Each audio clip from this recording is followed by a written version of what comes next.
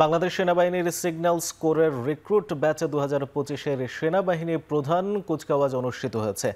বৃহস্পতিবার যশোর সেনানিবাসের signal training centre and স্কুলে এই আয়োজন অনুষ্ঠিত হয়। নান্দনিক ও চৌকস এই কুচকাওয়াজের মধ্য দিয়ে ইঞ্জিনিয়ার্স ও সিগন্যালসের কোরের নবীন সৈনিকরা বাংলাদেশ সেনাবাহিনীতে যোগ দেন। অনুষ্ঠানে প্রধান অতিথি হিসেবে উপস্থিত ছিলেন মেজর জেনারেল মোহাম্মদ নাসিম পারভেজ। তিনি নবীন সৈনিকদের আধুনিক প্রশিক্ষণের মাধ্যমে নিজেদের দক্ষ করে গড়ে তোলার আহ্বান জানান। পাশাপাশি একবিংশ শতাব্দীর চ্যালেঞ্জ মোকাবেলায় প্রস্তুত থাকা এবং দেশের সেবায় আত্মনিয়োগের ওপর গুরুত্ব আরোপ করেন তিনি।